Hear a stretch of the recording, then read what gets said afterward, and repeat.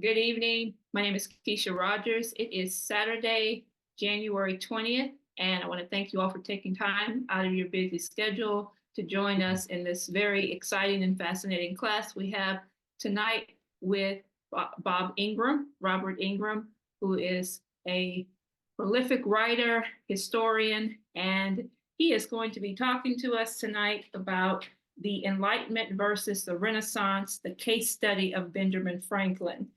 As many of you know, actually, we celebrate the birthday this week, 316th, I believe it is, of Benjamin Franklin, born on January 17th, 1706.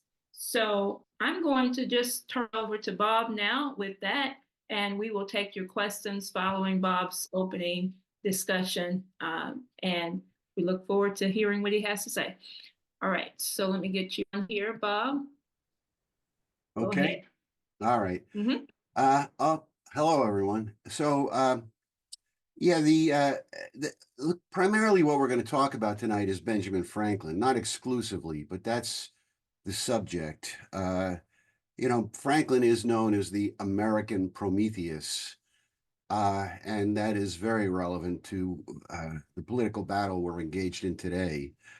But some people might ask, why a class on the Renaissance versus the Enlightenment? Why discuss the Enlightenment at all? It's not something that most people are familiar with very much. Some people are, but a lot of people aren't. And you could argue that it's not particularly relevant to the intensive political warfare that we are engaged in right now, the world situation, the Ukraine, the Middle East, and first and foremost, the presidential campaign in the United States.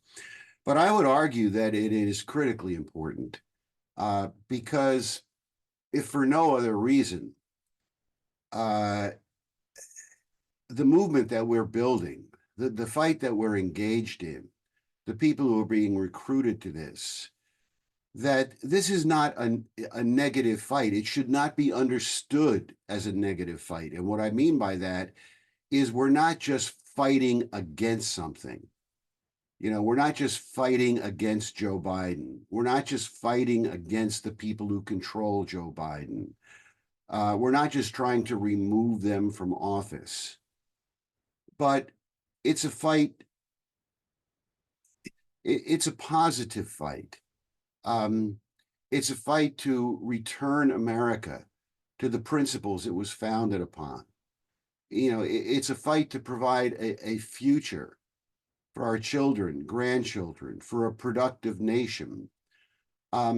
Therefore, you have to begin to deal with what are the principles you're fighting for.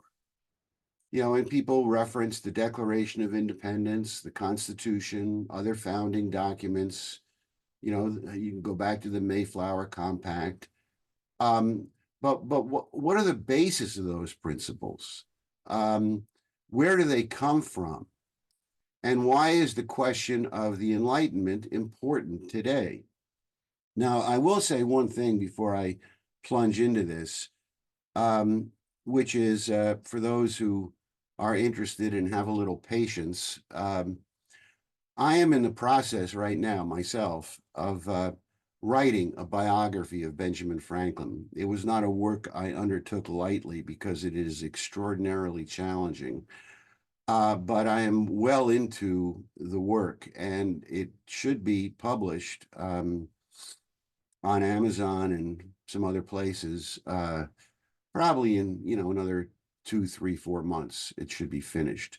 So when it is done, I hope people who want to follow up on this might want to get that and to read it, because really all we're going to be able to do tonight is to scratch the surface on one aspect of Franklin's life. So before we get into Franklin, I think it is necessary to deal, at least in an introductory way. There's no time to go into it in depth, but to deal with it in an introductory way, the question of the Enlightenment, because it's not something which many people have studied in depth. And when you think about the Enlightenment, there are certain names that come to mind. We're talking mostly about the 17th century and the 18th century in London, in Paris, and in other locations. And there are certain names which come to mind, like Galileo, Francis Bacon, Isaac Newton, Voltaire, John Locke, Descartes, David Hume, Montesquieu, and that's just a few. There are many, many other people engaged in this.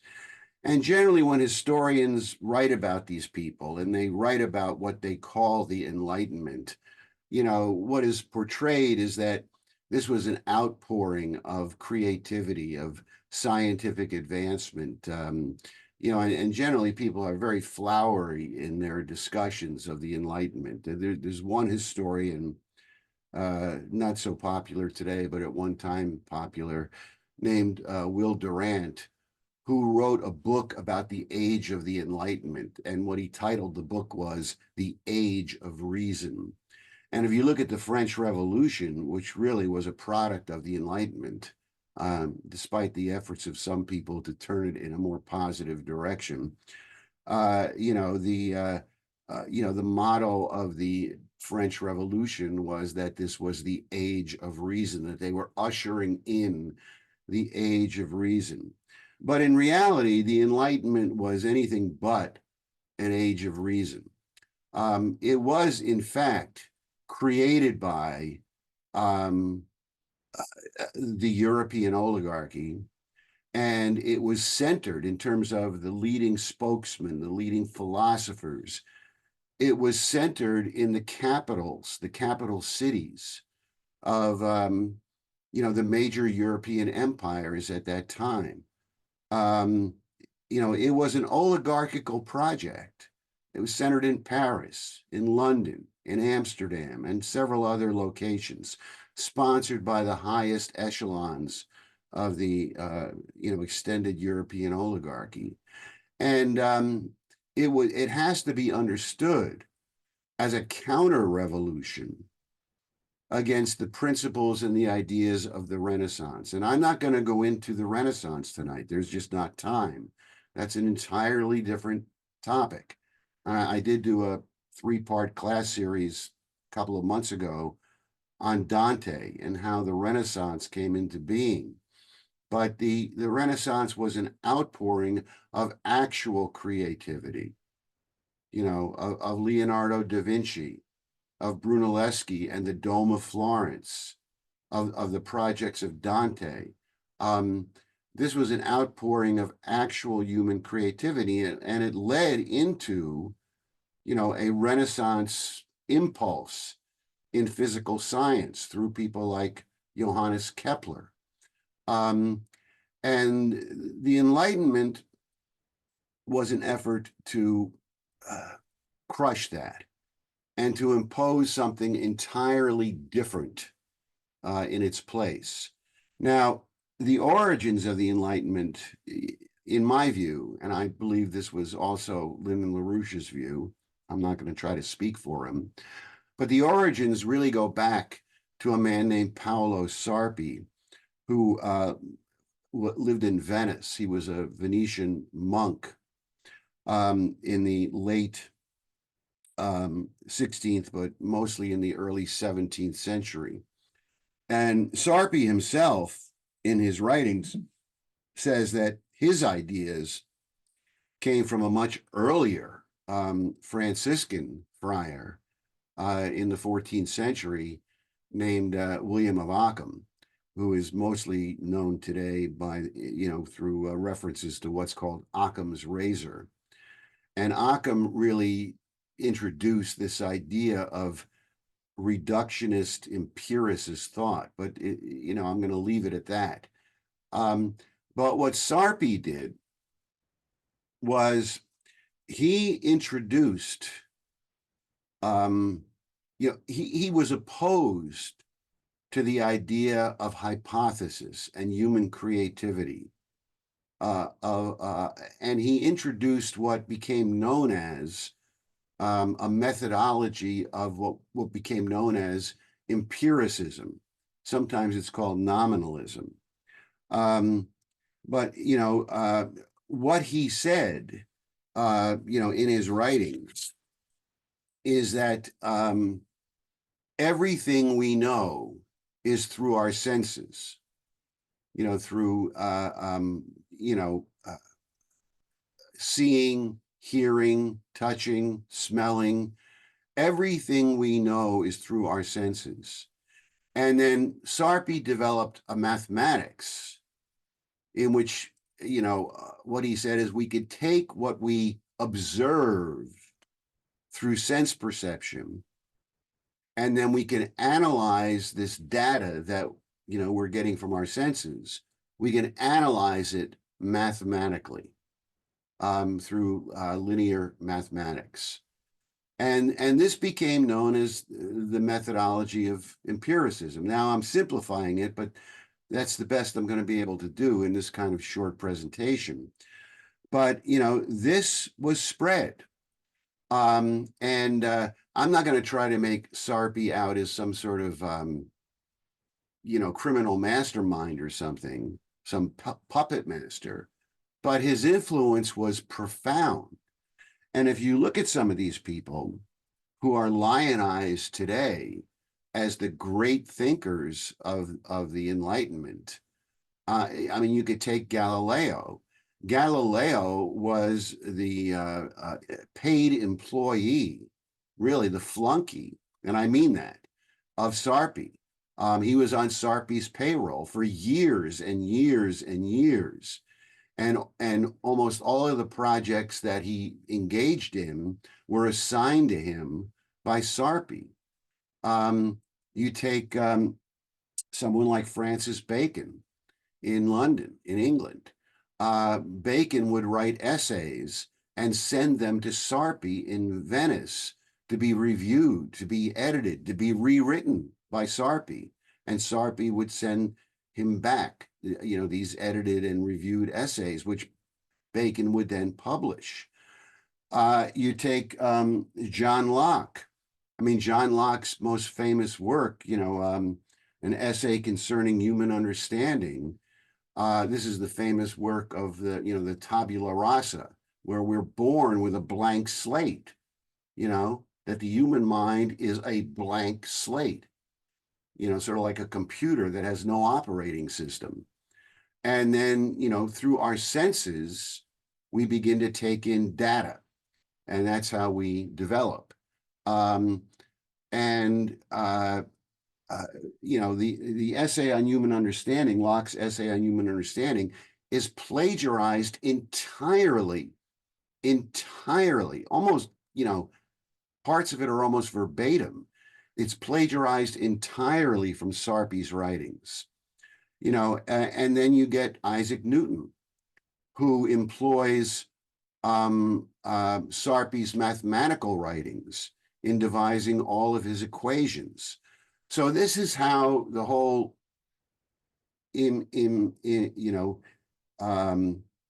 empiricist methodology began to come into existence and began to spread, through people like Locke and Newton and Bacon and others. It was an extended network.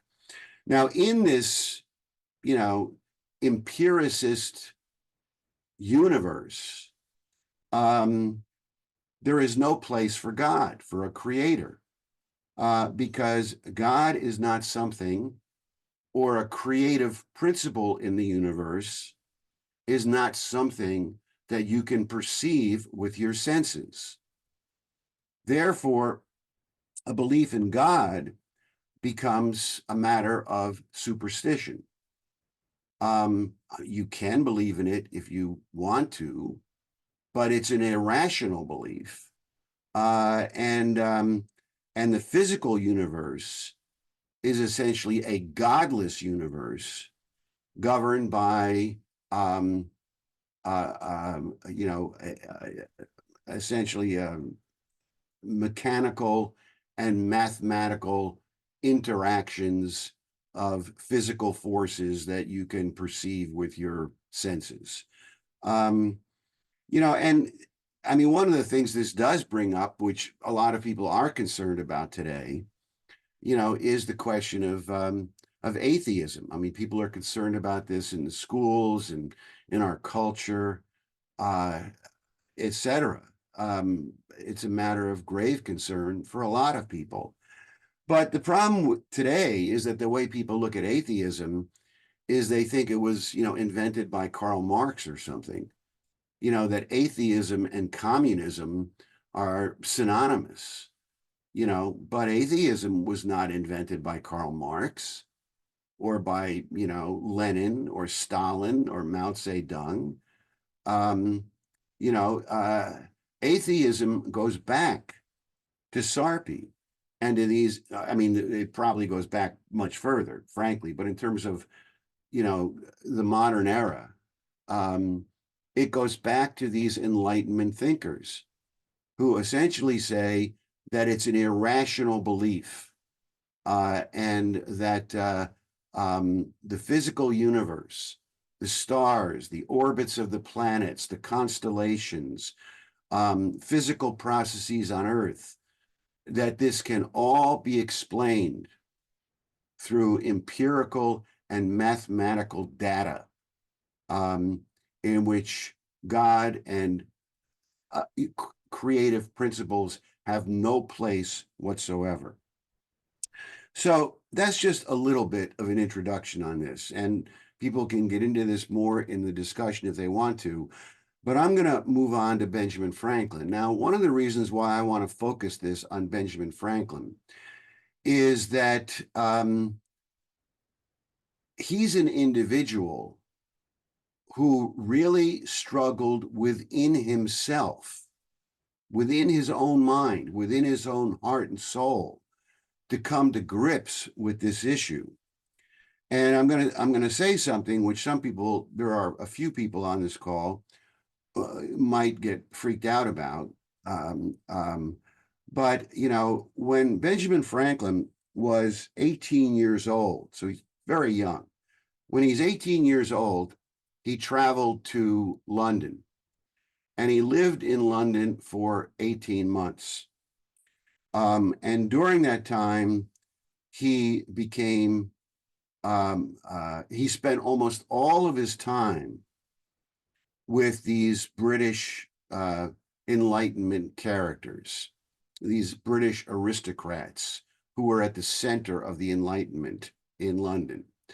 Now, there is a story told by some that, Franklin was this wildly, young guy, and that he was sent to London as Cotton Mather's agent to infiltrate these aristocratic circles in England, sort of to spy upon these Enlightenment aristocrats, as some sort of agent for Cotton Mather, Now, I will just say bluntly that it is my view that that is absolute bullshit.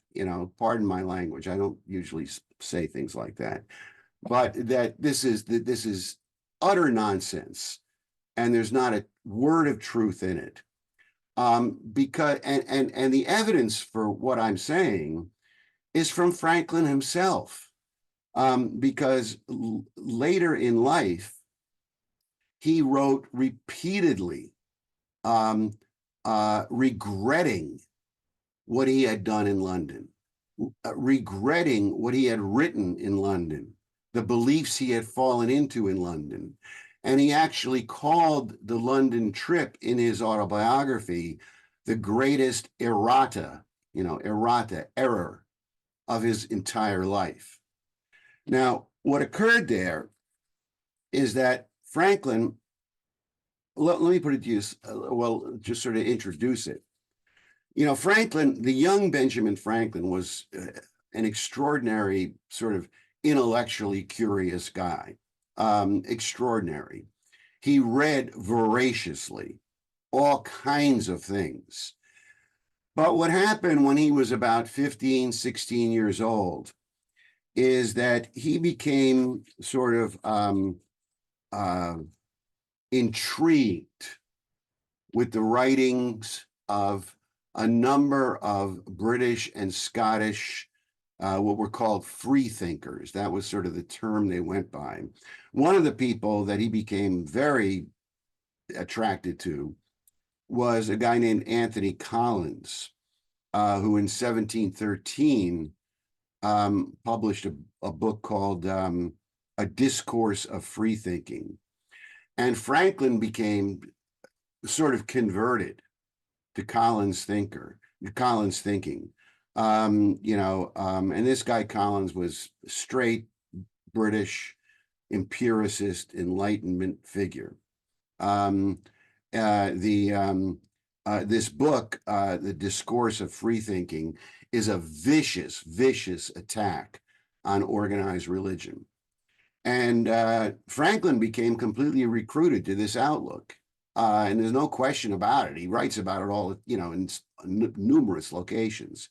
And he says in his autobiography that as a result of him reading Collins and other people like Collins, that by the age of 16, he describes himself as a thorough deist, D-E-I-S-T.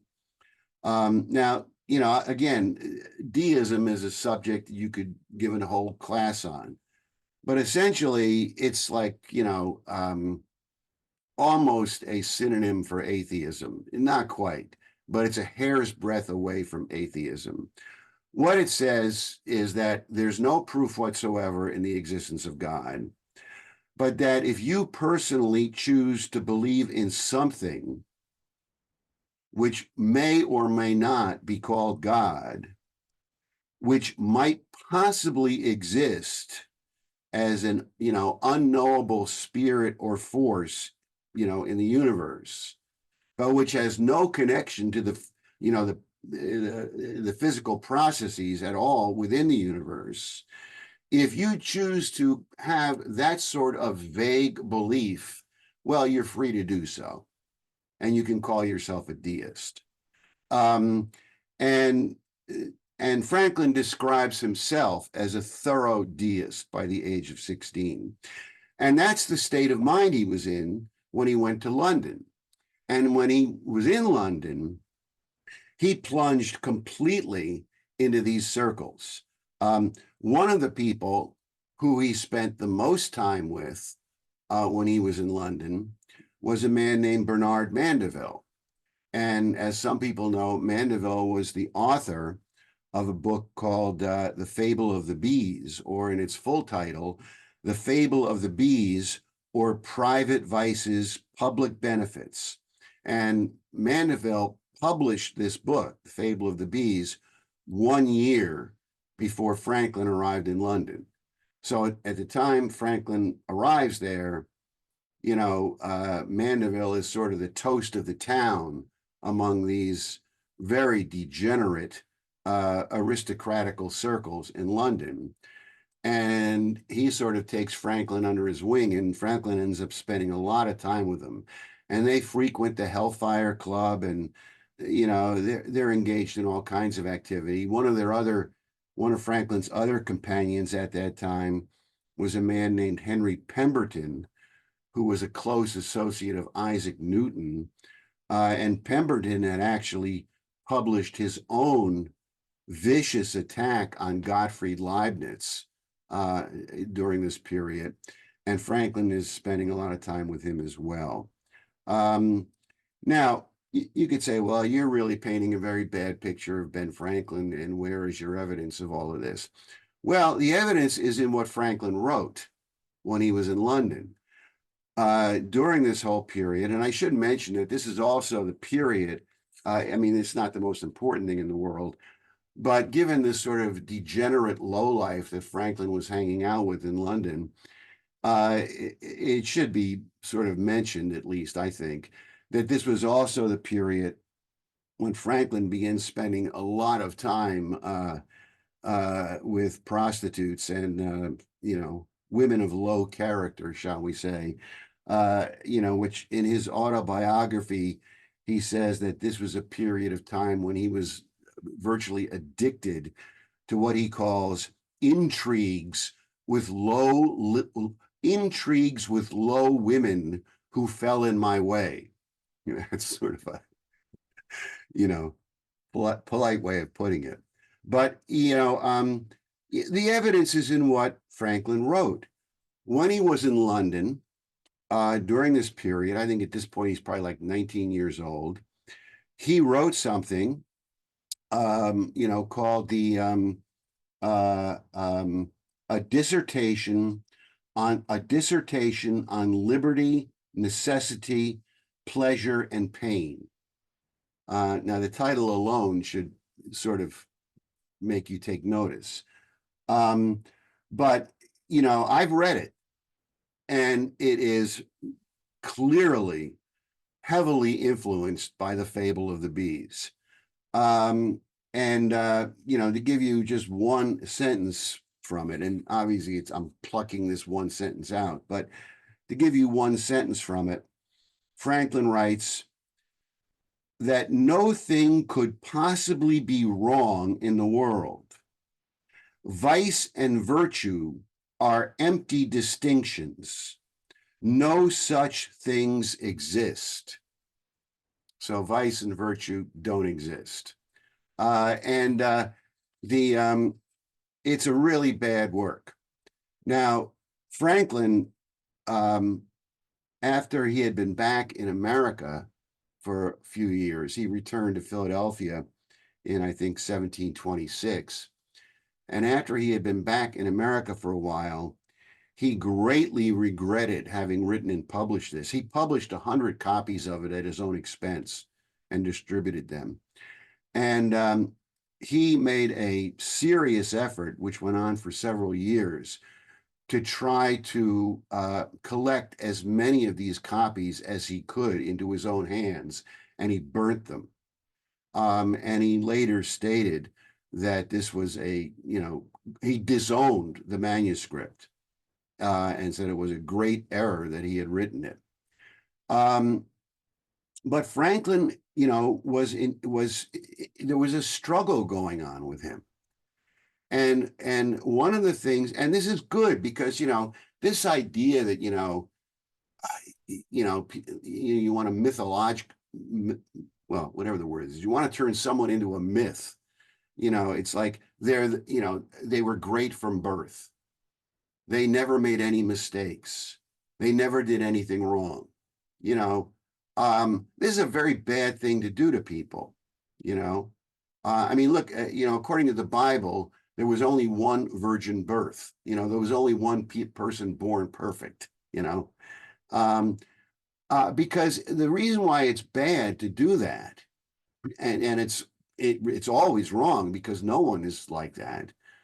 But one of the reasons why it's really bad is because you're sort of saying that no one ever changes. One of the greatest things about being a human being is the ability to change. The ability, and this is the whole question of Dante's Commedia, the ability to willfully improve yourself, to willfully make yourself better, to willfully engage in an ongoing process of self-perfection. And that's what you see in Franklin. And it's really an example for all of us today, because Franklin did do that.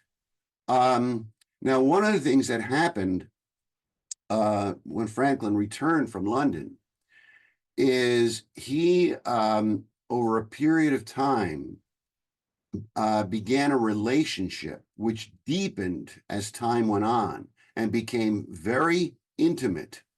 And you could argue it was perhaps the most important, certainly one of the most important relationships in his life. But after he returned from London, he began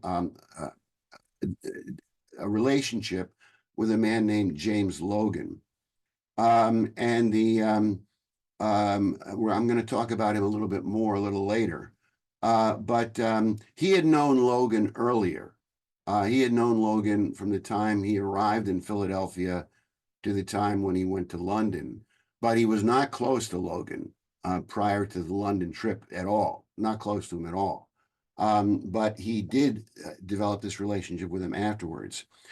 And then, you know, in 1728, he wrote, I'm going to go through a couple of things he wrote, and then I'm going to go into Cotton Mather and James Logan. But in 1728, 2 years after he returned from London, he wrote something, Franklin wrote something called Articles of Belief and Acts of Religion. And you could sort of say this, Franklin certainly doesn't say it, but you can sort of say that this is his manifesto of his breaking completely with the beliefs that he had, you know, espoused in London. I mean, he, you know, during this time, he wrote to a friend talking about the horrible errors that he had led himself into as a young man. You know, when he was reading Collins, when he was calling himself a deist, when he went to London, and he says that these ideas now fill me, and this is a direct quote from Franklin, fill me with disgust to what I was once extremely fond of. So that's Franklin. You know, so in the Articles of Belief and Act of Religion, I'll just give you a couple of brief quotes. It's a long work, but Franklin says, quote, I hold, if there is a power above us, and that there is, all nature cries aloud through all her works. He must delight in virtue, and that which he delights in must be happy. I believe he is pleased and delights in the happiness of those he has created. And since without virtue, man can have no happiness in this world, I firmly believe he delights to see me virtuous, because he is pleased when he sees me happy. By thy wisdom, thou hast formed all things. Thou hast created man, bestowing life and reason, and placed him in dignity superior to thy other earthly creatures. Praised be thy name forever.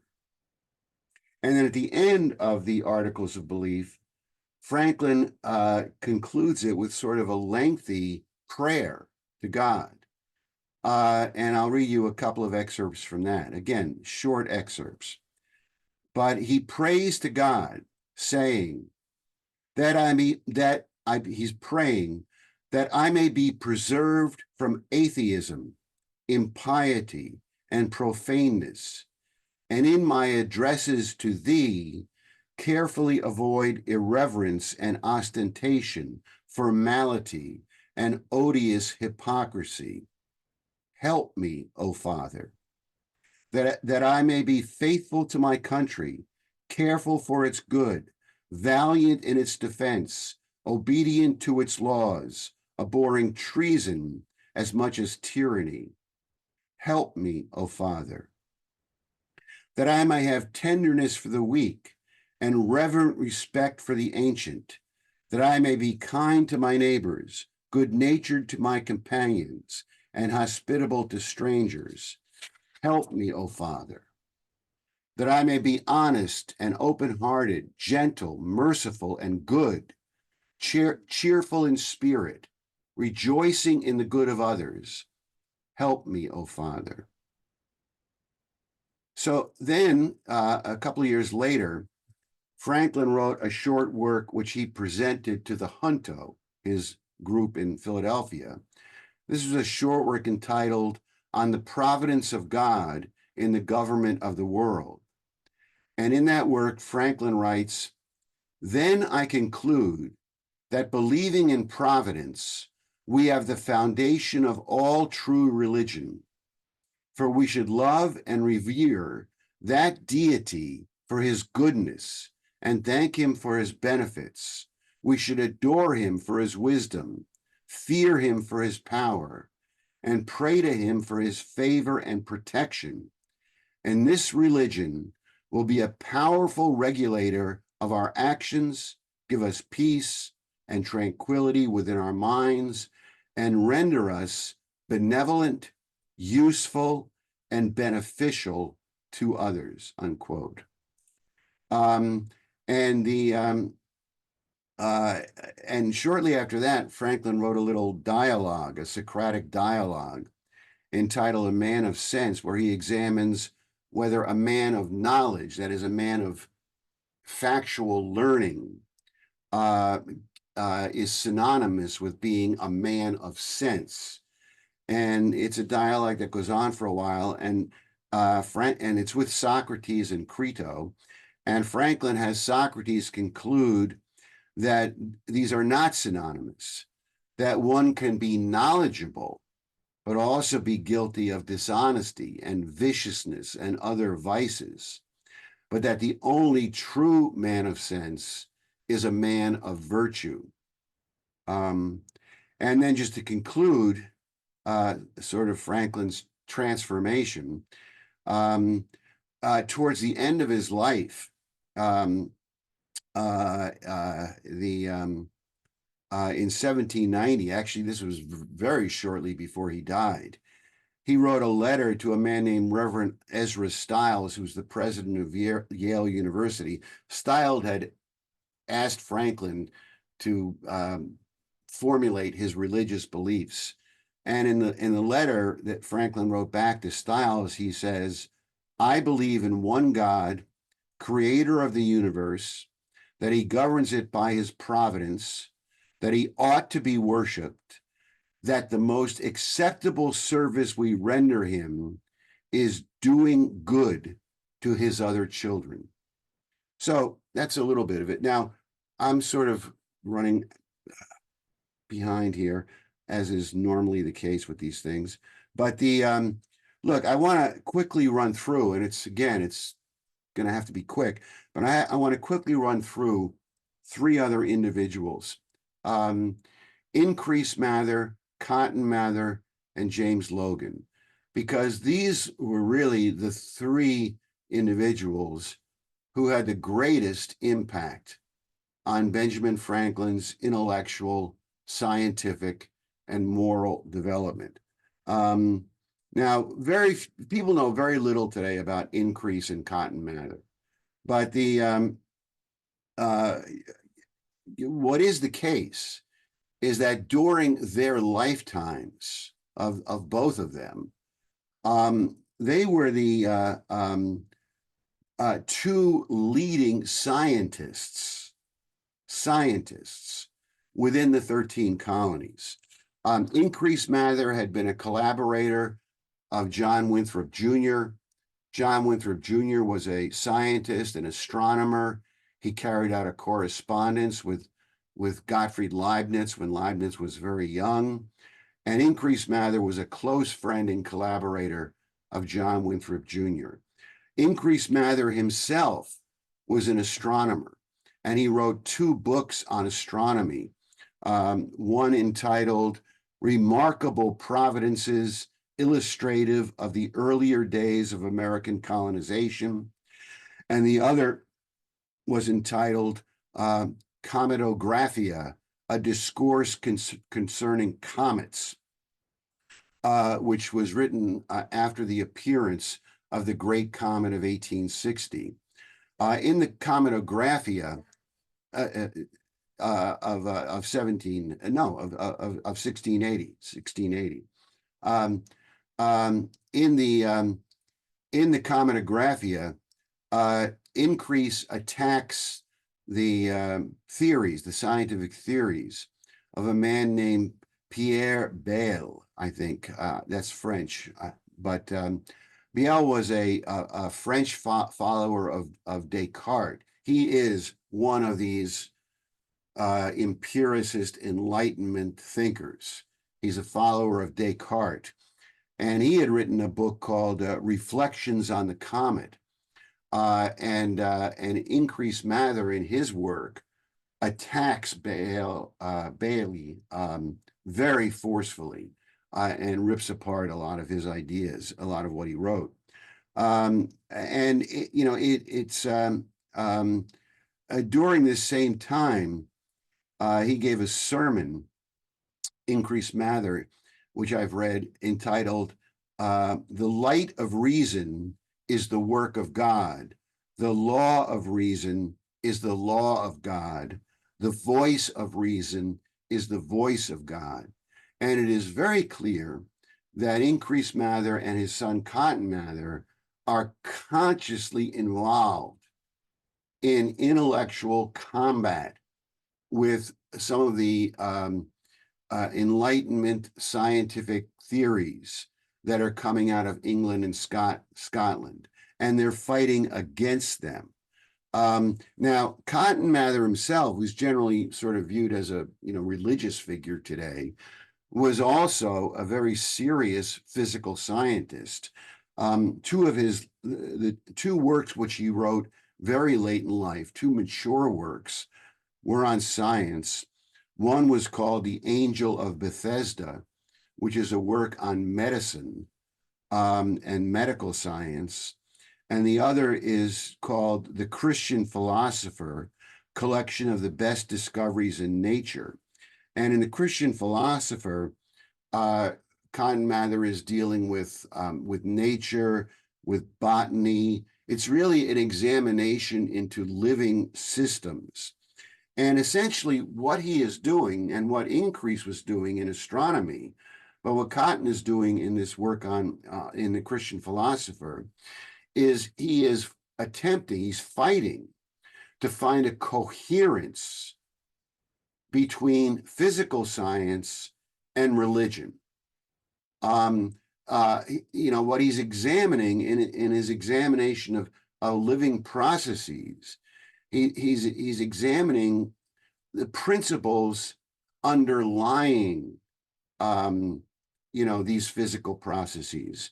It was also during this period that he was doing experimentation in plant hybridization. He was taking corn and other things and hybridizing them, and he's always examining it, not from a mechanistic standpoint, but from like Kepler does with the solar system, attempting to uncover the underlying principles governing what he's observing and what he's discovering. Now, Cotton Mather, as people also know, wrote a book called Bonifacius. I mean, the long title is this. He wrote this in 1710. It's Bonifacius, an essay upon the good that is to be devised and designed by those who desire to answer the great end of life and to do good while they live. And the whole subject of this work is doing good as your primary purpose in life. Now, you could give several classes on this work, but all I'll say here is that this work on doing good had a profound impact on Benjamin Franklin. And one could argue that this became the guiding philosophy of his life. This question of the virtuous man, what does it mean to be virtuous? What is, of doing good as your primary mission in life? And Franklin, pays homage to this and public recognition to this in several of his writings. I'll just quote to you from one letter which he wrote when he was old in 1786, a letter he wrote to Cotton Mather's grandson, Samuel Mather, where he says, quote, "When I was a boy, I met with a book titled Essays to Do Good. It had been so little regarded by its former possessor that several leaves of it were torn out but the remainder gave me such a turn of thinking as to have an influence on my conduct through life. For I have always set a greater value on the character of a doer of good than on any other kind of reputation. And if I have been, as you seem to think, a useful citizen, the public owe the advantage of it to that book. So, this is clearly, um, a prime influence on Franklin's moral character and his entire career, which you can see in many, many things he did. Now, the final person I want to turn to, and then we'll conclude with this, is James Logan. Today, Logan is barely known. I mean, people recognize the name Cotton Mather, but almost no one knows who James Logan was. But he was a truly great individual and a great American, and had a profound relationship with Franklin, which lasted over 20 years. Logan came over to the colonies when he was very young. He came over with William Penn. He was one of the founders of the Pennsylvania colony. And during the course of his career, he was both the governor of Pennsylvania, the chief justice of the court of Pennsylvania. So he was a very prominent figure, both in business and politically. But he was also the greatest intellectual in the 13 colonies at that time. And he possessed the largest library, over 3,000 books in the colonies at that time. This was a library which Benjamin Franklin made frequent use of. He was, during his lifetime, what arose in England in this battle between Renaissance science and the Enlightenment, what arose in England was what became known as the Great Leibniz-Newton Controversy. This was when Leibniz became involved in what was called the Leibniz-Clark correspondence, and Clark was like Newton's secretary or something who stood in for Newton. But this was the Great Leibniz-Clark controversy. And Logan became the leading expert in the colonies on the Leibniz-Newton controversy. And in fact, many of the things that Logan wrote on this were circulated in England. So he was intervening directly into this. And he wrote a number of things in which he demonstrated conclusively, Logan did, that it had been Leibniz who had invented the calculus, and that Newton had plagiarized this from Leibniz. And I'll read you an excerpt from a letter that Logan wrote in 1726 to the governor of New York, William Burnet. And Logan says the following: "'Tis certain," and now, the language is a little formal compared to how we would speak today, but he says, "'Tis certain the world was obliged only to Leibniz for the publication of that method," that is the calculus, "who was so fair as to communicate it in a great measure to Oldenburg in 1677, when Sir Isaac was so careful of concealing his at that time. And yet foreigners have generally been so just as to pay all possible deference to Sir Isaac as an inventor, though till his publication of the Principia in 1687, that is 10 years after Leibniz, they never had anything of him from it." So it's sort of, formal language of that time and how you would write to someone. But what he is saying is that, there's no evidence that Newton knew, thought, or wrote anything about the calculus until 10 years after Leibniz had put it forward. Now in 1737, Logan authored his own treatise on philosophy, morals, and science. He titled it "Of the Duties of Man as They May Be Deduced from Nature." Now, this work, which is an incredible work, this is James Logan, and this is during the period when Logan is collaborating closely with Franklin. Franklin is much younger than Logan. He sort of starts out as Logan's protege, but as he grows older, the two become very close collaborators. And during this period, Logan writes of the duties of man as may be deduced from nature. Now, this work is an open declaration of war against Enlightenment science and Enlightenment philosophy. Logan attacks by name John Locke.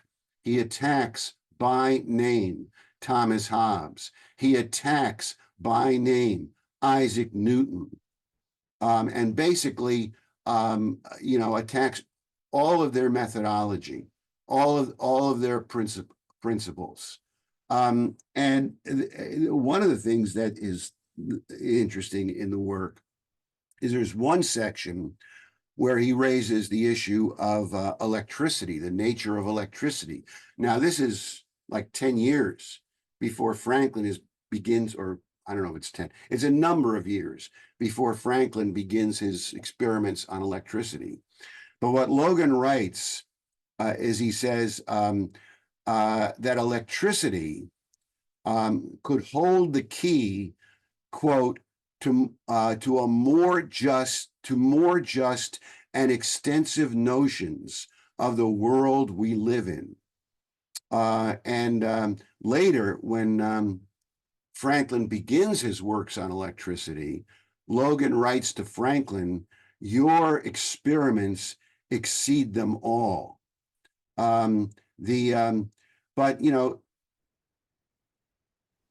as you get into this, Logan, and then into Franklin's works on electricity, what you begin to see is that they begin to attack and discard almost all of the notions which today are associated with Isaac Newton. The idea of entropy, the idea of action at a distance, the concept of inertia, Newton's concept of force. Logan is beginning to attack all of these, and particularly as Franklin begins to examine the phenomena of electricity, he begins one by one to deal it. He is confronted one by one with these various Newtonian mechanistic notions, and he begins to discard all of them. And one example of this is a letter he wrote to one of his collaborators, a man named Conwaliter Colden, who they're sort of sometime collaborators, and I won't say a lot about Colden here, but he in this letter he's berating Colden, and they collaborated, they worked together on this, but he's berating Colden because Colden had accepted Newton's notion of inertia, what's called vis inertia, or that may not be the way it's supposed to be pronounced, the Latin term. But anyway, Franklin writes to Colden and he says, "I cannot, after long considering this point, persuade myself that there is in matter any such principle as is imagined under the term vis inertia. I even conceit that the contrary may be demonstrated, that matter gives no resistance to motion. Now, earlier in his treatise, Logan had attacked Newton's notion of the vacuum, where he says that, and he does it in terms taken almost directly from one of Leibniz's letters in the Leibniz-Clark correspondence. But he directly attacks this. And he says, and he does it from the standpoint, he actually does it from the standpoint of electricity. He says, electricity was formerly regarded, but as a trifling appearance in nature. But now we may see a field open up for speculations that, if duly pursued, may probably lead us into more just and extensive notions of our bodies, the world we live in, than have hitherto been generally thought of. And if there be no heresy in mentioning it in the present age, why may we not venture to question the reasonableness of asserting a vacuum? Shall we from thence presume to judge of all kinds of subtle manner that space may be filled with? Can we be sure that there is no electric or elastic medium that, instead of obstructing or retarding motion, may be the very means of continuing it?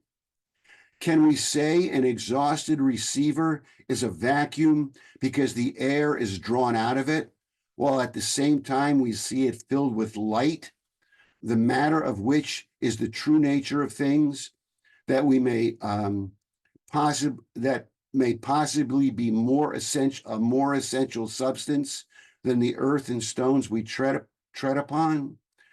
To have all space in the universe by some kind of matter is much more consistent with the dignity, beauty, and order of the whole than to imagine those vast voids which carry even a kind of horror in thought. So, I mean, this may be a little hard to follow and maybe on subject matter that is not familiar with a lot of people, but I mean, these are just broadsides that Logan and Franklin are, flinging at Newtonian science. And if you read a history book or a biography of Benjamin Franklin, which says that Franklin's work in electricity and science was based on Isaac Newton, burn the book, because the person who wrote it doesn't know what they're talking about. So, look, there's more that I could say, but they knew what they were doing, and they knew that this was oligarchical science, and they knew that it was dangerous. And I'll just sort of finish by quoting a section of a letter. This is a friendly letter, which Franklin wrote in 1752. This is in the middle of his experiments in electricity. It's a letter he wrote again to Colden in New York State. And in the letter, Franklin says, quote, "'Tis well we are not, as poor Galileo was, subject to the Inquisition for philosophical heresy. My whispers against the orthodox doctrine," which is Newtonian science, "my whispers against the orthodox doctrine in private letters would be dangerous. Your writing and printing on the same subject would be highly criminal."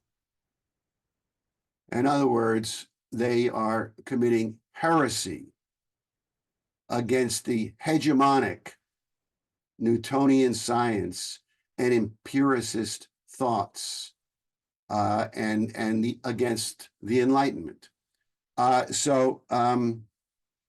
What they're fighting for is and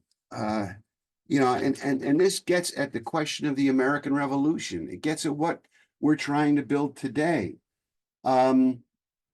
of a human identity, a creative human identity, living in a universe and in a world governed by creative principles, in which through our moral action, through doing good, through accessing the creative potential of our own minds, we can build on this.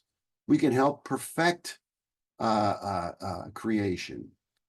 We can build it to a higher level. We can uncover its secrets. We can understand the principles which govern it. And we're creating a republic in which human beings can live like human beings, not like beasts and animals, which is what Mandeville says we are, which is what John Locke says we are. So that's it, folks. Let's open it up for discussion.